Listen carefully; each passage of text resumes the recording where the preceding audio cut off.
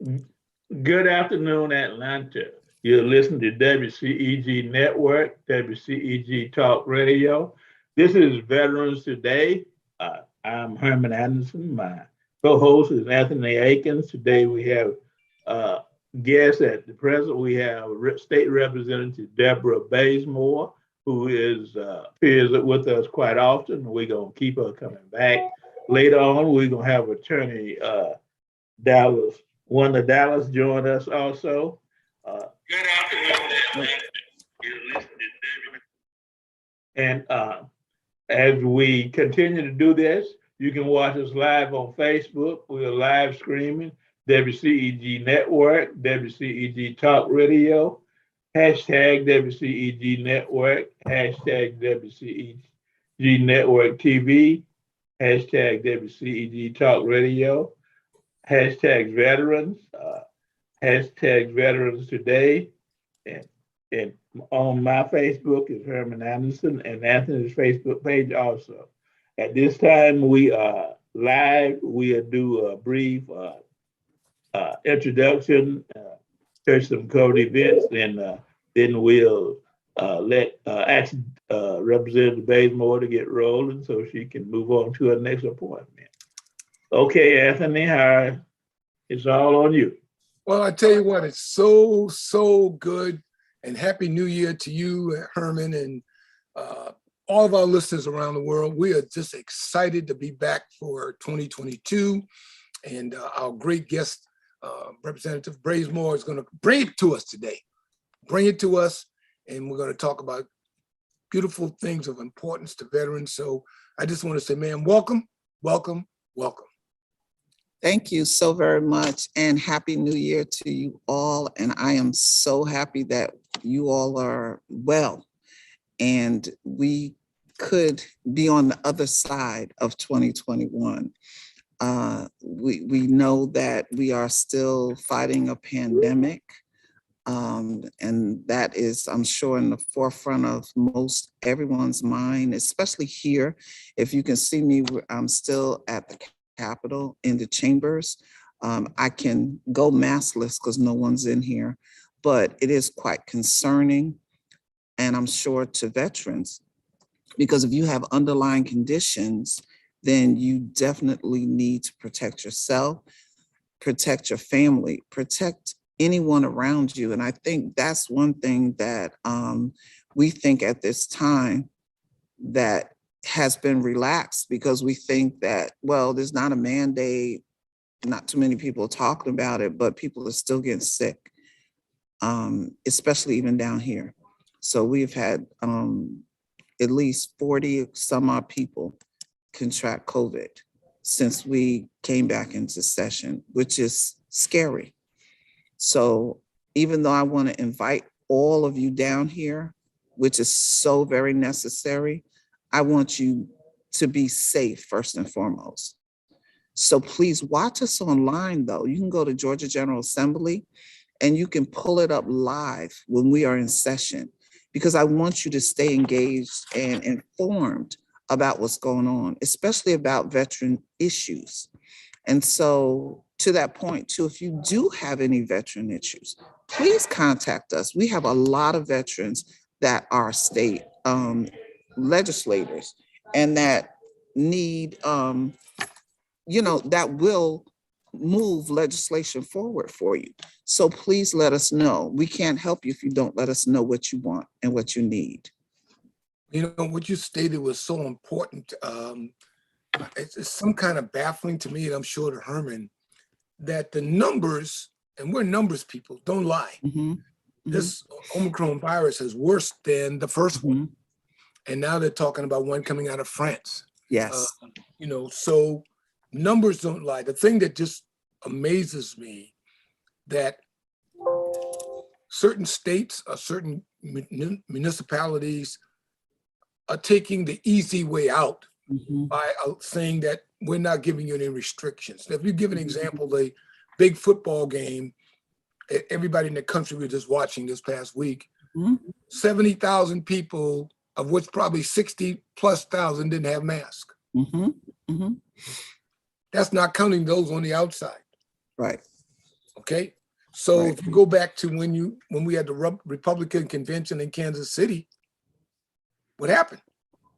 Mhm. We even had one of our Georgia own who was in line to run for presidency to die.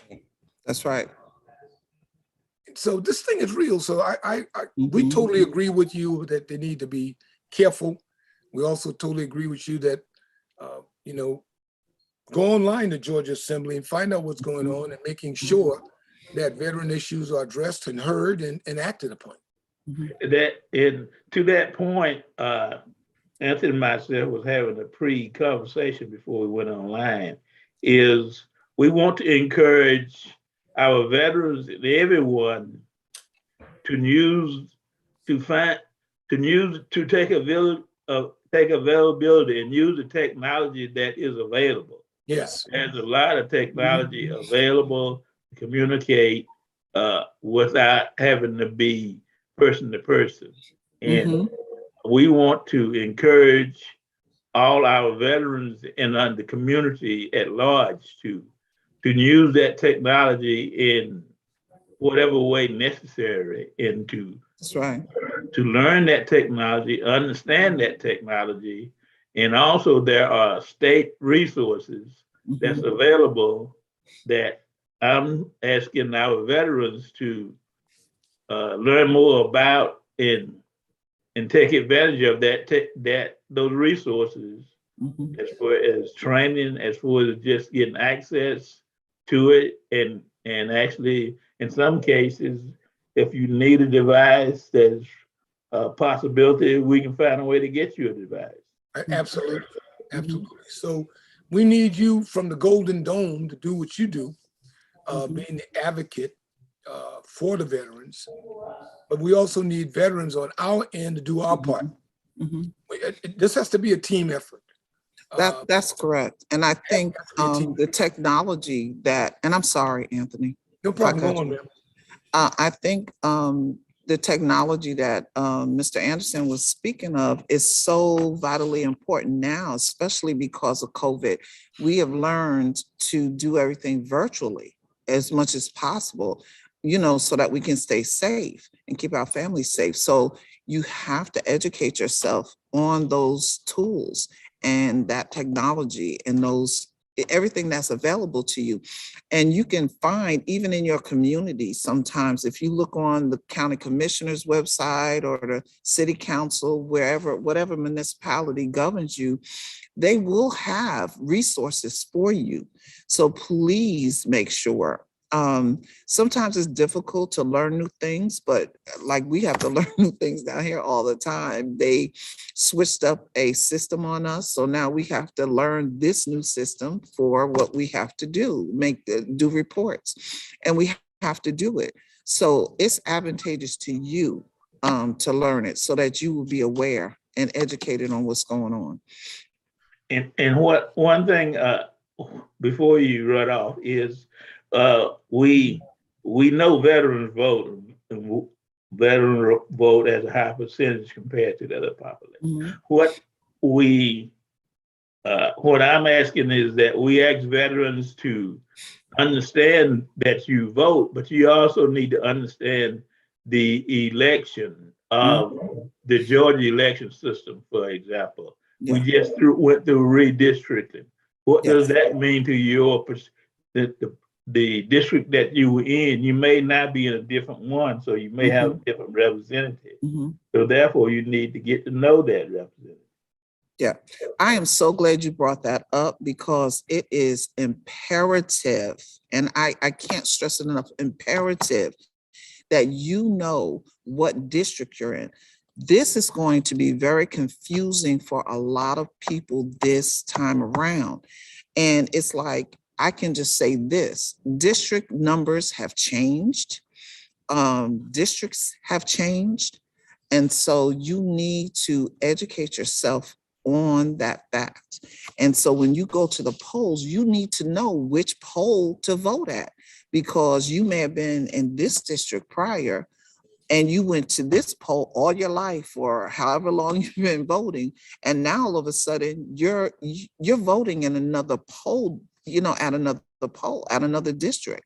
So please make sure that you know which one you're supposed to be at, because it's going to be difficult with all the confusion that we're anticipating, that people will direct you. So please, let's get started now. Don't wait until it's close to primary. Get educated now on where the new districts are, where the new maps are, all of this information is on the Georgia General Assembly site. And I can tell you that I can only say so much, but I can tell you that my district has changed. So if you are one in my district, please educate yourself. One thing that I can give you is, if you go Google open states with an S at the end, all together, open states. Once you open that page up, you can then select Georgia. Then you select on the drop box, select legislators. Then there will be an address bar that appears. Put your address in that bar, hit enter. On the left-hand side, just scroll up a little bit. On the left-hand side, you will see two pictures. One will be your state representative in the House. One will be your state senator, Senate. That way you will know who they are. And I need you to do that today so that you can familiarize yourself with the person. You can Google the person, you can follow the person. You can then know who is representing you. And are they representing you the way you want to be represented?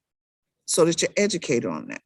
The first time I decided to run, when the Lord said, it's time, this is what I said every time. I told people what I did in the community for over 4 years, but I said, don't believe what I say, because a lot of us can say whatever we want. I want you to Google me, and I want you to find out if it's factual. And I want you to do that to everybody that says they're representing you, because you deserve that representation the way you want it done. It's not about us. That is so important, because Herman and I talked last year, before the election process was really starting to kick up, is that you need veterans and everybody else to educate yourself to make sure that your issues or concerns are being addressed, and that the representative or the senator, whoever that person is, understands what's out there. That's right. Because if you just leave it to them, woe be to you, because they're going to follow their own path and what they're trying to look forward to, and it may not be of interest to veterans and their families. So I concur with you 100%, and I'm sure that not only myself, but everybody else that we hope to would go to this open states and follow what you just stated. Select your senator, select your representative, and do what you need to do, because that's so important. Let me add this also. So just so you know, this is going to be so confusing, not just for you all, but for us. So if your district has changed, what happens is we've been elected to serve the people in our current district until the end of this year. However, when we qualify in March, we are qualifying for the district that we have been drawn into, which may be new people, but we're not representing them until 2023. But you still have to get to know those people. Correct. So I just want people to understand that there's a lot going on, not just with you all in confusion, but with us also. And we have to probably run from one area to another area and get to know this person. So just forgive us if we don't show up to everything, because it's going to be quite difficult. Do you know if there are many veterans in the Georgia House? Oh, yes, most definitely. Especially in the House, we have a lot of veterans here. And like I said, they always, whatever legislation that they put forth, everybody. I have not seen, since I've been here, not one person vote against any piece of legislation for veterans. And I mean, you all have such support. And I keep saying, all you have to do is let us know what it is you need. And it's bipartisan. Oh, yeah. That's important. It's That's the important bipartisan. part. Yeah, bipartisanship. Yeah, That is important. that is so important, that Mhm. bipartisanship, regardless of what side of the aisle you're on. That's You know, right. when we don that helmet for the Army, and the Air Force take their suitcases to the field and all. Mhm. That's right. We need to make sure that those issues are really addressed for the veterans and their families. Mhm. Right now, education, Right. housing, medical, homelessness, female Yes. veteran issues, sexual assault. I mean, the list is just Mhm. on and on and on. So we need to make sure that they're at the forefront and that those issues are addressed. Yes, please. Thank you. Before you have to jump off, anything else you want to tell us? No, I really just want everybody to pull out SB 202, educate yourself on what you can and cannot do. Please. Can you give a synopsis on that SB Senate? What is the Senate Bill 202? Yes, that's the election bill that we That's the went election through that whole all last session. It restricts and it changes a lot of the procedures and processes that affect mostly us, the Black and Brown communities. It's funny because one of my Republican colleagues got in the well today and talked about how we are lying, leadership is lying, and our President Biden is lying when we say, we stand in line for so long. And so let me just say this. My daughter lives in Alpharetta. My daughter went to vote and it took her all of maybe 15 minutes. Down here on the South Side, people were standing in line for 6 to 8 hours to vote. But first of all, I want to commend them that they stood there in line because they knew how important it was. It's going to be even more important this time. But it's insulting for someone that does not live in this district, in this area, does not know what we go through to get in the well of the House of Representatives at the Capitol to admonish and to call us liars when we live this every day and all the time, that we are standing in line, rain, sleet, snow, heat, that's normally when it is. And we stand there. But when you're in the northern part, mostly, you get 15, 20 minutes and you're in and out and you can vote and you're done. Back in your car about your business. So this is what I would say. I talked to my leadership. For those of you that don't know, I am the Chief Deputy Whip here in the House of Representatives. So I'm on leadership. I talked to my leader and I said, you know what? Why don't we do this?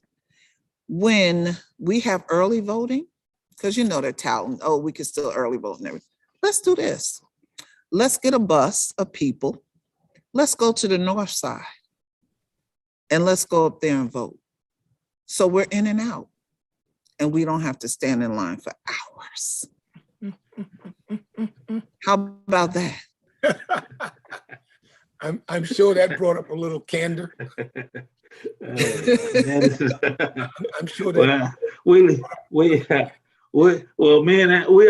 Everybody on here is military, so we like competition. We like challenges like that. Yeah, we like challenges. Okay. Yeah, we like challenges, but and look, and I'm from New York, so don't tell me what I can't do. Okay, so now listeners, now you see why she has those little flaming red glasses. As a reminder, right? Yeah, my wife's from Boston, so I know. Okay. That kind of thing. So well, my wife told me when we got married that I can't shut her up, so I don't even try. Well, good husband. Let me ask you this, though. Yes. Do you know of any particular legislation of importance to you since you're a veteran that you're thinking about introducing this particular year? So let me say this, I am not a veteran, Okay, but I do, my son is, he went to Afghanistan, came home, and he couldn't be med boarded anymore because he had blood clot in his leg, broke off into both lungs. Thank God he's well. But even before that time, I had a passion. I connected with Mr. Anderson and others, and I have a passion. Whatever legislation, and I know Mr. Anderson and I discussed some, I will be more than willing to put forth and get signatures from my colleagues so that we can support you all and drop those bills. But I have not heard as of yet anything on the horizon. okay. Anthony, let me,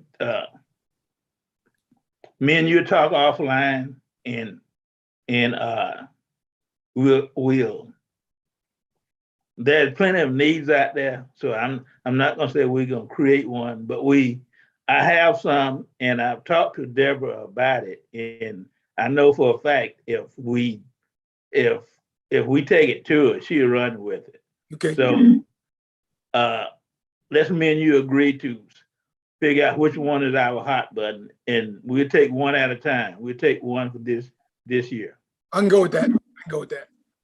At least two. Don't be stingy now. Get two of them in there. Okay, I was We not get trying it. not to put you to work too much. Oh no, that's why I'm here. Well, Herman, they got 40 days. So, we got to work. I'm like, that 40 days is good because, There you go. it takes generally, if it passes this year, it's going to run a while before the governor signs it and all that to go into law. So, Just until June. Yeah, he'll sign it. yeah, he'll sign If it. it's if he doesn't sign it, especially in an election year, he doesn't sign a veteran bill. Just think about that. I'm gonna leave you with that. Okay. I'll marinate that one a little bit. There you go. That was in my head. I was gonna say, I'm gonna let you marinate on that. I'm gonna marinate on that one a little bit. But again, we appreciate you taking your time. I know you're getting ready for another meeting. Yes. And I haven't been in the Golden Dome in a while, and I haven't been in a session a long time. So Yeah. I'm definitely going to go online since it's live. Please. Yes. Just go to Georgia General Assembly Yep. and check you out live and see what's going on there. And again, from my side, thank you very much for coming on. You're very welcome. And just let me say, you can see the House and the Senate. Oh, So both. you can put them side by side. You can't hear them at the same time, but you can access both of them. Okay. Thank you very much, ma'am. Thank you so much. I always appreciate the both of you and all the veterans. And I appreciate them for giving all that they have to make us safe. So how come you're the only one in the room today? I mean, they're on lunch break now or what? What's going on? We've already worked, and then, we have different things going on. Like the next thing is the Martin Luther King Jr. Recognition at 1:00. So that's here. But a lot of people, hi, Judge. As the judge. How Nice are friend. you? Wow. Representative Bazemore. Hey, Mr. Anderson and Mr. How Aiken. are you, Judge Dallas? How are y'all? Welcome So back. good to We're- see you. we're Happy New doing- Year to you. We're Good, doing good. fine. You just came into a super conversation. Oh, shoot. Well, tell me what y'all talking about. Well, first of all, Herman, these two ladies have upgraded our show already because people were looking at these two knuckleheads. Now we got two sharp ladies. Yeah, We're good to go now. we're- No, what we were Good. really talking about is some of the things in regards to the Golden Dome and, You Representative. called it COVID, what? No, we were talking about. I said the COVID, what? I know. I hear you, but we were just talking about some important items for veterans, and hopefully that they can be addressed in the Golden Dome the next 40 days. I love it. No mandate, no anything. We used to have signs up everywhere when it first broke out, be careful, put your mask on. Now it's a suggestion. Hmm. And my thing too, I don't know if you all heard the budget proposals from our governor, and I'm No. saying, Well, so he's talking about giving $250 to single families and $500 $250 or $1,000? So my concern when I heard was, okay, so where were you when this COVID hit and people were losing their jobs, losing their homes, losing everything they had? Their lives, Everything. And where were you when some of us, the state representatives, came out of our pocket to help some of our constituents? And where were you? I don't think to this day that Department of Labor is open yet. Where were you when we asked you to talk to Mark Butler and give our constituents their money that they deserved? Mm. They didn't quit their jobs. They didn't do anything. They got hit with this pandemic. So now that you're running for office again, now you want to get two. Does anybody, you go to the grocery store, right?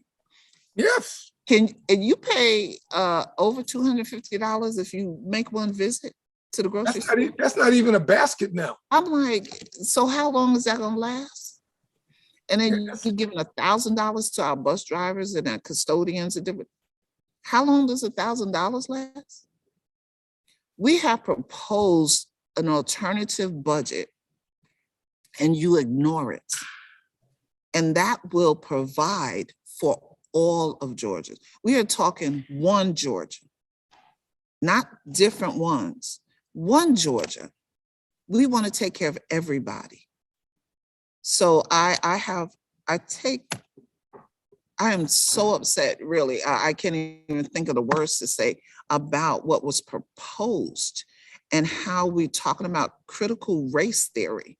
That is not even being taught.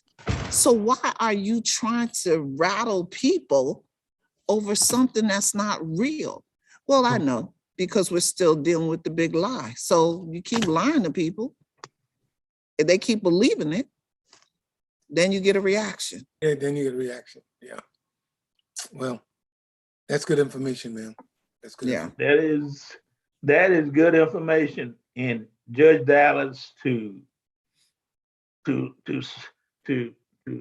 of transition to what Debra's been telling us is what, as veterans and as the community, how we can use light fire under our veterans and our organizations and community people to not only vote, but know who you voting for, what you voting for, and why you voting. Mhm. And no explanation like this is, it's like I grew up in the country, so they used to pass out money down there on voting time. So it's just a similar thing. This is election year, so we'll give you $250. We won't go there. It's an insult. It's an insult. It really is. It really is an insult. It really is.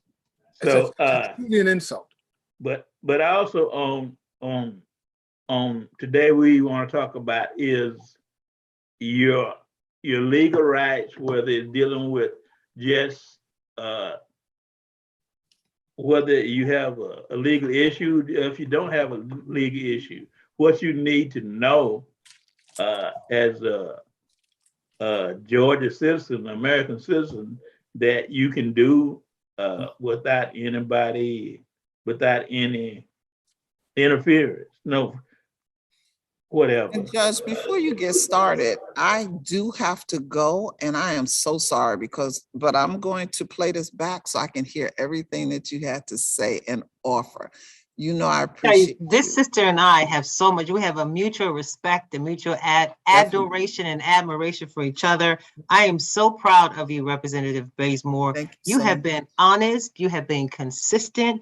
You have stand firm on your beliefs and your determination to protect the veterans. You've been consistent with that. And I am I call it an honor to have you in my circle, to be here on this platform with you, to watch you, to know that you are making a difference, because that's who you are. Sister girl, I'm so proud of you. So proud of you. So much. let me tell both of y'all what y'all know.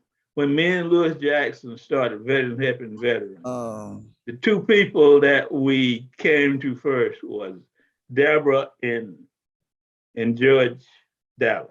Yes. Representative Bazemore and Judge Dallas. If it's going to be Debra, it's going to be Wanda. If it's going to be Judge Dallas, it's going to be Well, it was Representative. Debra when they came to me, but I got you. I got you. That's representative. We're going to call her right where she has earned the right. Exactly has. To be Well, whatever, given that respect. Judge, and you know, and I'm going to say this too about us. What I know about both of us is we are women of God. We're women of faith. Oh, now. We're Yes. righteous women. We stand on the platform that God placed us here because we serve and we're servants. And I know that about her spirit. I know that about her. And she operates from a place of grace. And that's what God will bless you. He will bless those of us that are humble. He will bless those of us that put him first. He will bless those of us that know that all we're doing is serving him. Amen. And I'm not ashamed. I'm not embarrassed to say that this is my sister in Christ. As well as my sister in heart. Very good. And I just want to say, if you all are watching one day the session and you see me get up and shout because the pastor of the day is bringing it, don't be surprised. There have been a couple of times I've been sitting here like, oh, Jesus. Oh, yes, Jesus. yes. To God be the glory. To God be the glory. Yes, I love you all. I have to go. Thank you. Thank you. We'll be in touch. Okay. We're going to tag team. We're going to tag team. Yeah. Yes, definitely. We're tag teaming. God bless. Bye-bye. God be blessed. Well, Judge. Sir. Happy New Year. Happy New Year to you. Thank you so much. Thank you so much. So excited to have you back on our show. I'm excited to be here. You don't know what First of all, I have no water. I have no bread. I have no generator. I have no ice. I'm like, oh my goodness, there's really like a storm coming. And I've been running around doing so much for so many other people that I have not even focused on. So I'm like, look, I got to go out here. As soon as I get off of here, I'm going to get me some water, some bread, some ice. Not ice. Yeah, I might need some. No, I don't need no ice. I need some salt or some cat litter. Because you know you can use cat litter for ice. But anyway, how are you doing? I know that. Yes. You can use cat litter for ice. It's kind of like but it's a mess cleaning it up afterward. It's just not even worth it. Not worth it. I understand. Are you still working quite a bit now with veteran court? Oh, let me tell you. God is amazing. I'm telling you. So when everything happened with my election, and we all know about the election, I wasn't sure what I totally depend on God. So as it stands now, from January 2021 until 2022, I now have 4 judgeships. I'm part-time judge in the city of Riverdale Municipal Court. I'm the chief judge there in the city of Riverdale Municipal Court. I'm a part-time judge in the city of East Point Municipal Court. I am a hearing officer for the Fulton County Probate Court, and I am a judge pro tem for the city of South Fulton Municipal Court. So I'm out here hustling. I am hustling, but I tell you, I love being on the bench. I love that God entrusts me to do this. And I'm going to say, you had asked something about people's legal rights and issues and things to do, to know. The first thing I'm going to say to people is and I tell this to people that come into court, is when you come to court, I don't care if you have a speeding ticket or whatever type of situation that you're faced with in court. If you're in court without an attorney, you better understand first and foremost how very, very, very important it is to have an attorney. I mean, that's the first right that is critical to have, even if it's a speeding ticket, because your attorney has a way of finding out if there's any kind of a program, if there's anything else that you can do. So here's what we're going to do. So first, I'm going to say you have a right to have an attorney, and that is, in a lot of jurisdictions, will appoint an attorney to represent you, even in municipal court. We have attorneys that we will appoint to represent you. So that's the first right that you need to understand. You have a right to have an attorney represent you. If you cannot afford to hire your own attorney, then the court should consider appointing an attorney to represent you. Now, if you go to court and you don't have an attorney, understand something. If you're charged with something, a speeding ticket, then the first thing, whatever it is, speeding, red light, stop sign, not having documentation for insurance or suspended tag, anything like that, ask for a pre-trial. Because a pre-trial, what that does when you go to court, the pre-trial gives you an opportunity to talk to the prosecutor. And so when you talk to the prosecutor, I'm going to tell you,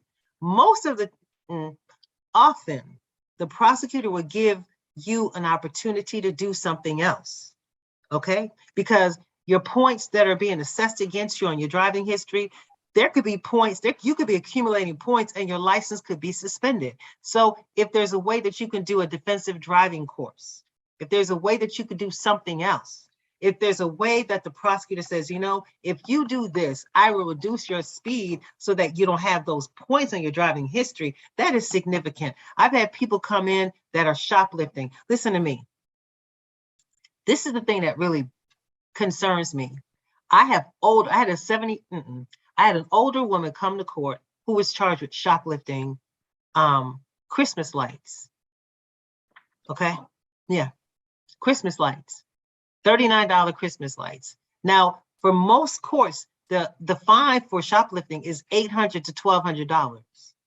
Wow. So if someone is charged with shoplifting, then, you know, unless you're trying to get some steaks, I've seen people trying to get steaks and, you know, they're trying to live large and not pay for it.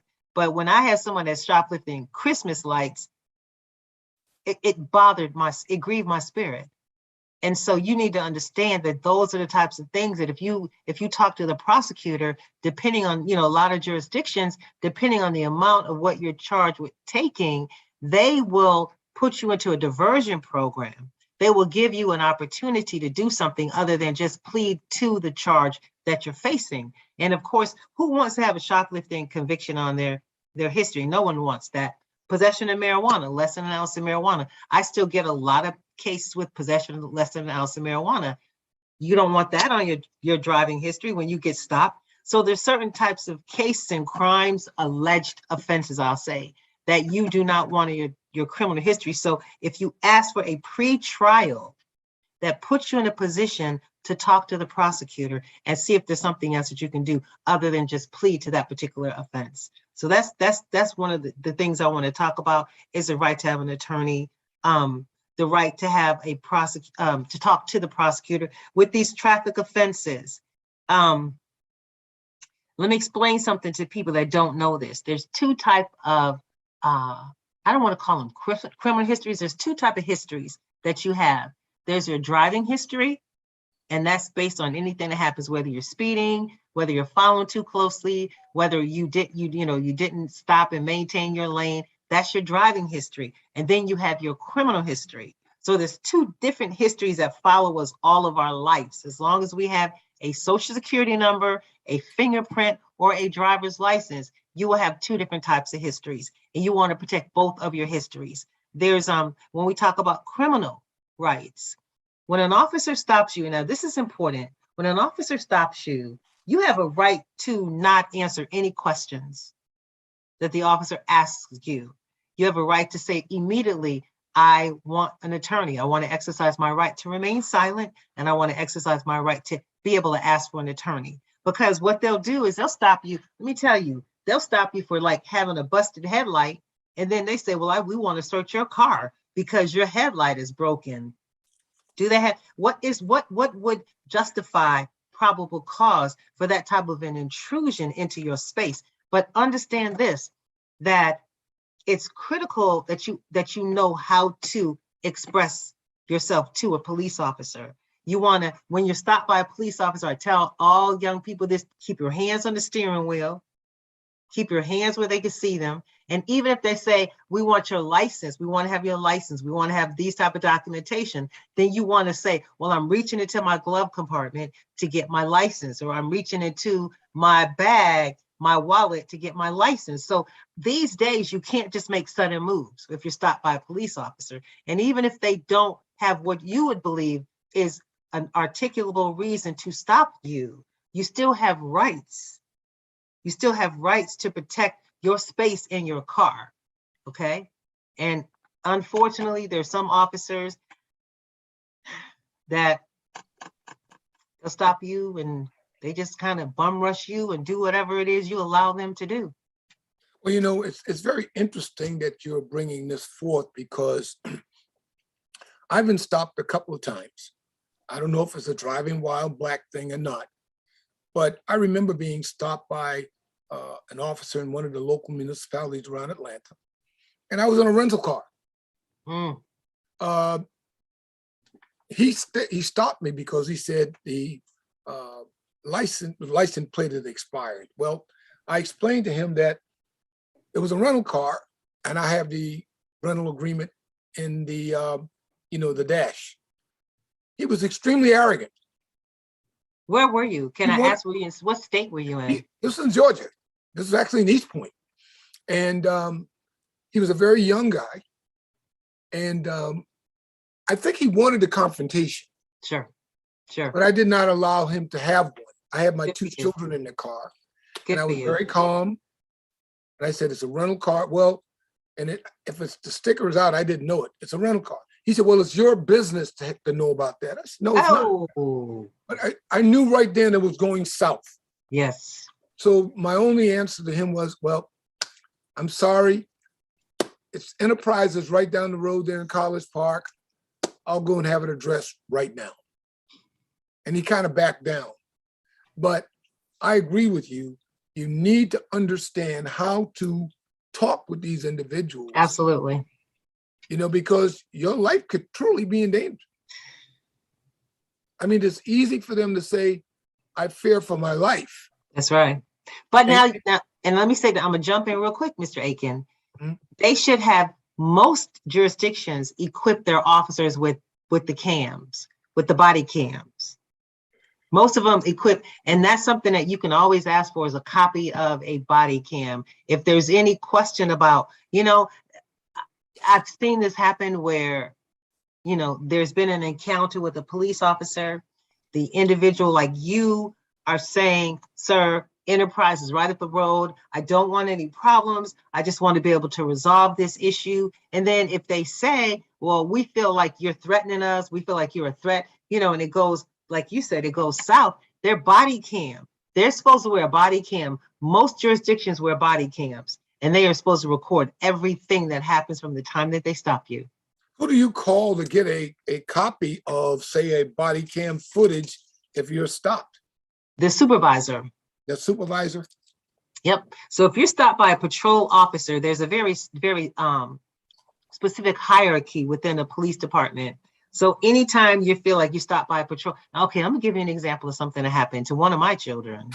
My daughter was in the car with some of her friends, and they were coming from an event, right? Now, this was not even a party or anything like that. It was an event. And they were stopped in a jurisdiction by a police officer who, the young brother that was driving, and they believed that they stopped him because they were Black, all right? Driving while Black, and let's add another, driving while Black male. That makes it even more interesting. I want to say problematic, but I don't mean problematic it is problematic for the driver, okay? So they got stopped, and they put the three of them, they stopped them. She was in the back seat, and they put the three of them on the ground in handcuffs, right? So she kept asking, well, why are you, what's going on? Why have you stopped me? What are you charging us? And they're like, shut up. And they very, very, very, very, very rude to her, very unprofessional to her, to all three of them. And I'm going to say this, and if there was marijuana, I said, well, did y'all have anything? Did anybody have any marijuana? Did they smell marijuana? She's like, no, ma'am. I said, did anybody have any alcohol? No, ma'am. I said, well, what happened? She said, just like I said to you, that the tail light, one of the tail lights was out. So that was a reason to stop them. And it usually is a reason to stop people. But then they put them on the ground in handcuffs, and they're badgering them. And so I'm like, well, I said to my daughter, I'm like, well, did you ever say, because, I think, let me say this, I'm gonna be honest with you. Because of who we are, we need to be able to say, like, I know people that say, well, my aunt is a judge. All my godchildren, my nieces and nephews, they will throw that judge card out. I don't even use it. Well, my auntie is a judge, and they'll use that immediately. And I don't think she said anything about what I did for a living.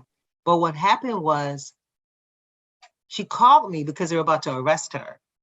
She called me, she still had her cell phone, thank God. And she called me and told me what was going on. she never said what I did for a living. So I was livid because it's like 1 o'clock in the morning. So I make my series of phone calls to everybody I need to call, and they push back and they pull back on her. And what she did, and here's what I want this to be. I want y'all to pull this from this.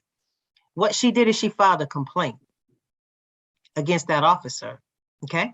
She filed a complaint against that officer, and we find out that there had been a few, not more than 50 complaints on that same officer. So imagine if she didn't file a complaint. Imagine if the other 49 people didn't file a complaint. So that is the one thing that you can do, is absolutely file a complaint. The Absolutely. problem with this is 50 people recognize that this officer is an issue, Right. but the leadership did not do anything to correct this issue. That's right. This officer is still allowed to roam the streets, and who knows, it can end up with someone being seriously injured or killed. Absolutely. Case in point, we have Absolutely. a lot of veterans that have PTSD issues. Mm. Okay, they got PTSD issues, and this officer comes and confront them in the wrong way, and a person could snap.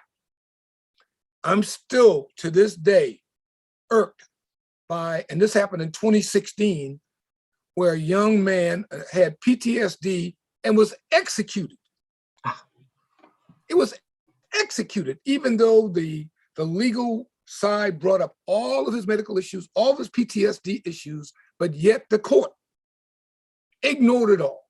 And that's why I'm so glad that we have veteran courts and individuals like you that understand that a veteran's life is so much different than John Q. Public, that these things come up that is out of their control. I still have PTSD issues. I could be sitting at home, and the next thing I know, I'm in a war zone again. Wow. So you never know when these things are going to come up, how it's going to be act. So with your daughter and all the others that have been stopped by this officer 50 times, he should have been off the force. Absolutely. Absolutely. That was something there should be a petition to get him off the force. He's dangerous. Absolutely. Let me, yes, sir.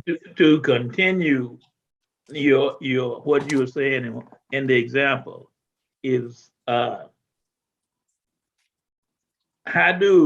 it's a challenge for us to get the word to our families, to our community, like you started, about how you should, if you have a ticket, which and you go to court and you don't have an attorney, the process that you just walked us through, Yes, how sir. do we get more people to take advantage of that, to be aware of that? I think it's word of mouth. I think you got to just keep talking. When I'm on the bench, I tell people, I say, the most important right that you have is a right to have an attorney. And if you can't afford to hire an attorney, you can apply to have an attorney appointed to represent you. And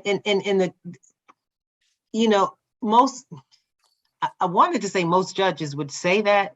I don't sit in a whole lot of other courts, so I don't know what they say, but I know what I'll say, and I know what I expect other people to know, because I've been in court before, and I'm going to tell you, I've been practicing law since I passed the bar in 1994. So coming November 94, I'd be practicing law of 28 years. And in that 28 years, I've been to court, and every time I come to court, I'm terrified. I am. If I'm on the other side of it, I'm like, it's disconcerting. I know how I feel, and because I know how I feel, I'm always talking to people about, I know this is not the most pleasant experience, but we're going to get through this, and we're not going to, and so I have a whole different, I'm very fair, and I try to keep a very calm environment, but if I see something that I don't like on either side of it, you're going to know. If I see an individual that I think is trying to manipulate the system, they're going to know this is not the place. You will not manipulate this court system. So, I'm just saying to you, I think it involves people having the knowledge. I think it involves people. It's just word of mouth. It's word of mouth. You got to let people know you have a right to have an attorney. You have a right to know what you're being charged with. You have a right to know if there's options, and don't come to the judge and say, well, look, Your Honor, I had insurance, I had my tag, and you come to me on this documentation. I'm like, no, you need to have a pre-trial over on that side of the court. Well, see, not to interrupt you, but I learned this through life. You know, if you go through all the processes, I mean, you come out better. What I do is I go through every one of them before I go to the judge. So good for you. When I get there, I have a plan. And there it is. If you don't have a plan, you have already set yourself up to fail. So you have to go through. You're right, Mr. Anderson. Go to everybody. Go to everybody. When you're in court, court is intimidating. It's intimidating. Go to everyone before you get to the judge, because a judge doesn't always have I'm not there. I've got to be this balance, okay? I have to make sure that your rights are not trampled on, but I also have to make sure that justice is served. So I can't just be all on one or all on the other. I've got to balance it. And that's why there's a prosecutor. And that's why if you need an attorney, there is a defense attorney. So they're both parties. Well, see, I think people that, for example, people that are underserved, poor people or whatever, that, and you have in your culture, depending on what kind of situation you were born into. Some people, they're born into where they have people that's part of the system in their family. So it become automatically when they're teenagers. If they get in an issue, it's just automatically that they handle it. They go through all the steps and they never have to deal with the final consequences because they take care of them before they get there. But a lot of us have, the democracy say that we have certain rights, but we really don't know what they are, and we don't take advantage of it. Well, another thing that's been, an issue, I know my queen and I, we've talked a lot about it, and you said it too, about a courtroom is intimidating. Okay, so let's say you walk into a court and it says that you should be judged by your peers or your equal. But then you take a look over at the jury box, you don't see anybody that look like you. They don't look like you. They don't look like you. And yet they're supposed to be fair and equitable to listen to your case. It was very interesting for us with the case down in South Georgia that has taken almost 3 years to come to bear. And when you took a look at that jury box, there weren't many people that looked like that young man. But God was in place to make sure that it went in the right direction. That's right. We have to keep in mind that we're definitely separate. We're not equal. But then you have to take a look at how the jury box looked when it comes to a particular case. Let me respond to that, Mr. Aiken. So when you have a jury trial, as you prepare for your trial, you need to have an attorney that is skilled with choosing a jury.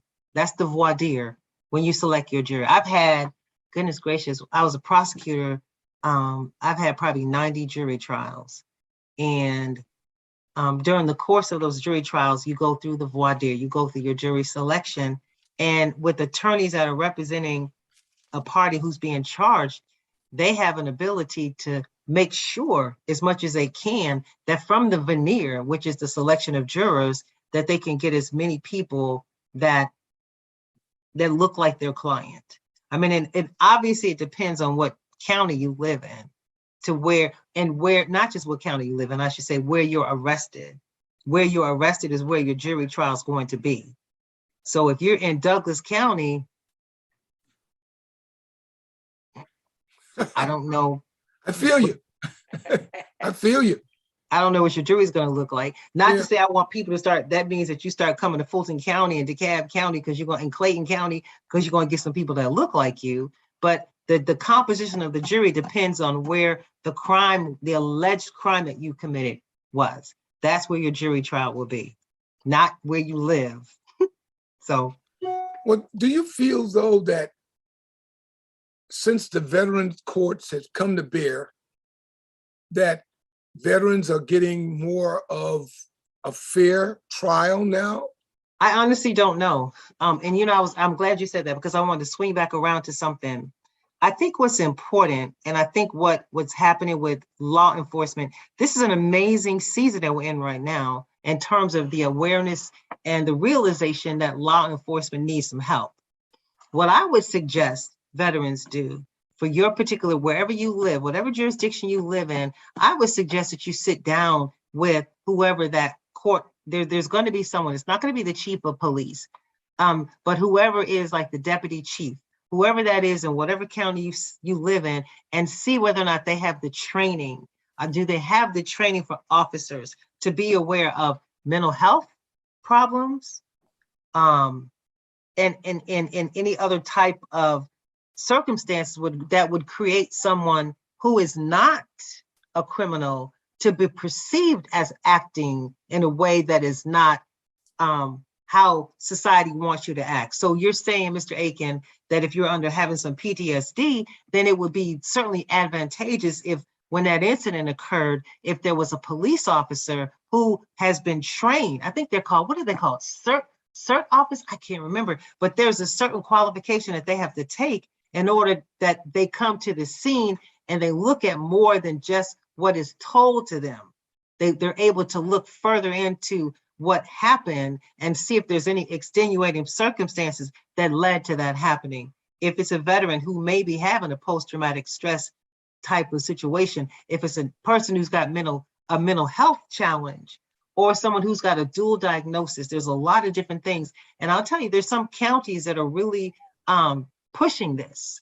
They're pushing this and they're working on creating programs. And I think it requires you to stay on top of your particular county. Good advice. That's very good advice. And we hope that our listeners heard you loud and clear, because we are in different times right now. Yeah. I mean, I tell you what I will do. So, I call myself doing defense work. I'm sorry, I didn't quite catch that. So I started my own law firm. That's part of what I did last year. It's called the Dallas Law Firm. In addition to the judge positions I have, I represent some individuals that are, and I say some because I've had some that have called me. I had one guy, he was arrested and he was being charged with murder. I was like, let me find you an attorney that is willing to represent you for murder. Yeah. So, I mean, there's some things I'll do. I try to be available. I really do. And there's other things that just, a little bit out of my bailiwick, but I'm going to give you a number. So if anybody needs to have some help, some legal help, then I'll make myself in. Please, what I need you to tell me is that you're a veteran. That'll probably get you past the first hurdle of me deciding not to help you. But my number is 470-417-7540. It's 470-417-7540. That's the Dallas Law Firm. Now, so I'm giving out my personal cell phone, Mr. Anderson. Oh, wait a minute, she's telling she's lying. I know. But I definitely try. I still want to be on the side of being an advocate is a good word, an advocate for my veterans. And if there's something going on, and I'm telling you, I'm coming up with some ideas and some things that, it's amazing how I'm thinking about doing some things. Like I'm a licensed mediator now. I became a mediator last year. And so that's something I'm thinking about, just making it into something bigger than it is right now. And just always how I can be in the middle to make sure that, issues are resolved, problems, that there's a solution to different problems. And what am I supposed to do to make sure that people's rights are not trampled on? That's critical to me. So well, I'm sorry. I got a plan. What's that? It's offline. It's gonna start with you and Debra and a few other people that we all been together for the last 10 years. So, and we need to. I don't even know if y'all are still meeting with the veterans. I know the Black veterans, y'all became.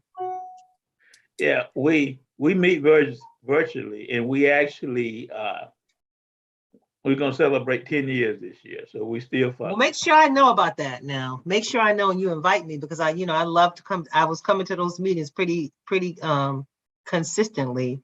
And I don't know what happened. I think COVID kind of caught a lot of people off guard. Sure. But let me know when I can be involved because I'm right here. Let me ask you Why this, you think I call you? let me ask you this, Hey, Judge, so are you meeting now virtually with clients, or do you have a location there? You have. I can do both. I have a location, but I'm becoming, I don't want to sound paranoid, but this COVID thing's got me like rethinking. Like I'm telling you, it's got me rethinking meeting in person with people. So the virtual would be my preference. I've got everything is set up here to do everything I need to do. And a lot of courts are just opening back up.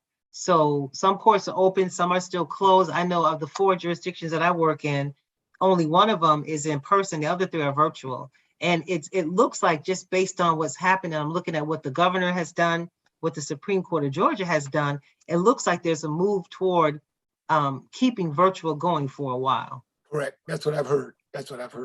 Okay, so, we out of time, Anthony. Oh no, we're not. Oh, we're out of time. We are. Oh yes, wow. we are. Okay. Well, it's been a good show. Thank y'all. Thank y'all for including me and understanding, the late thing. I hate being late. I can't stand being late. But I'm here for you. Mr. Anderson has my cell number if there's an emergency. Mr. Anderson, I want to say this to you. It's the last thing I'm gonna say. If you have someone that you know of that is stopped and they're in the middle of something happening to them, you have my cell number. If they call you and you call me, I'll try to do what I can to intervene. And I wanted to say that, Mr. Aiken, if someone's on the side of the road and they're afraid or concerned or it's going south, like you said, Mr. Anderson, they can call you and you definitely can call me on my personal cell phone. Well, I'll think about it. I got a 3:30 call about 2 weeks, 3:30 in the morning. So, right. I refer, it was in, I won't go into the details, but I did refer him to somebody. But okay. If thanks you for need letting me. Thanks for letting me know. Yes, sir. If you need me, you let me know. I'm here for y'all. Okay. Thank you very much. Appreciate All right. you. Thank y'all. Y'all All take right, care. Have a good one. everyone. This Enjoy is this weekend. Happy birthday, Dr. Martin Luther King Jr. Praise the Lord for him, the visionary. Amen. I was gonna say, this is MLK weekend. We all will do good work and keep moving. Thank you. Thank you. Thank y'all. Take care, ma'am. All right. Bye-bye. Be blessed.